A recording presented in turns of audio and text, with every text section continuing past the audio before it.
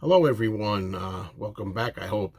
I'm here today to talk about a movie that is a favorite of my girlfriend's, and she's been trying to get me to watch this since we met, which is quite a number of years ago now. And I just never was interested. But finally, it took a while, but she won out. And she showed me the movie Dead Again from 1991. This stars Kenneth Branagh, who also directed, and Emma Thompson. Branagh plays an investigator who's hired to care for an amnesia victim played by Emma Thompson. She has these nightmares that are pretty gruesome and seem to be about a murder that took place involving a woman who was a pianist named Margaret Strauss back in the 1940s. And apparently, she was murdered allegedly by her composer husband. And this is, again, like I say, I think 1948 or something. Now, there's a hypnotist who comes into the scene and tries to get into the head and to the core of the nightmares that Thompson's having, and also winds up also hypnotizing the Kenneth Branagh character as well. He discovers there may be a past life connection to a world-famous pianist, as I talked before. In other words, these two people have been here before, and they play dual roles. Thompson and Branagh play the roles in the 1940s of the wife and the pianist, and in the present day. All right. I don't know if that was really a good touch. I mean, I guess you had to do it. I mean, as far as it's the novelty of having them play both parts, but I don't think they really needed to do that. Maybe it would have been more effective, in my opinion, if they had different actors playing the past life people. This is a tale of reincarnation. Um, I don't believe in reincarnation. My girlfriend does.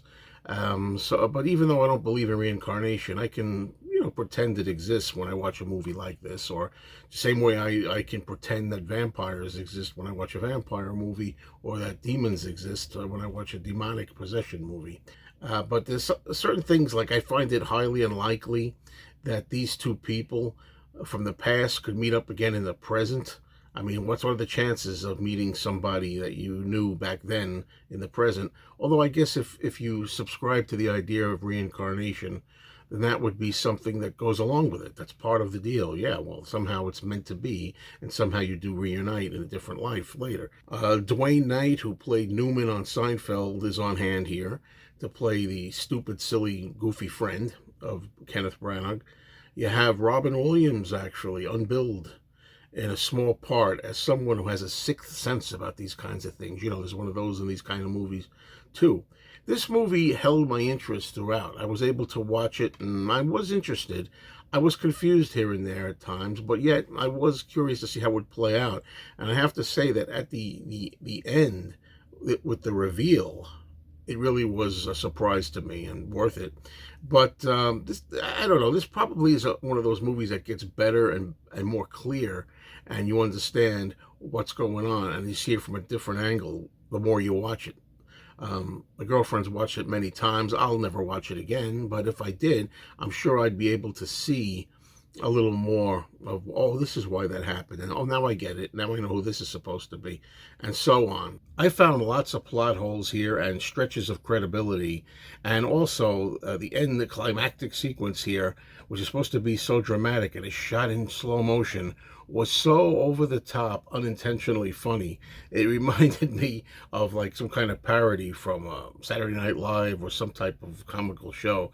It just shouldn't have come off like that, but it was very, very humorous. Yeah, a lot of people like this movie. It was pretty good. I didn't love it, but it was pretty good.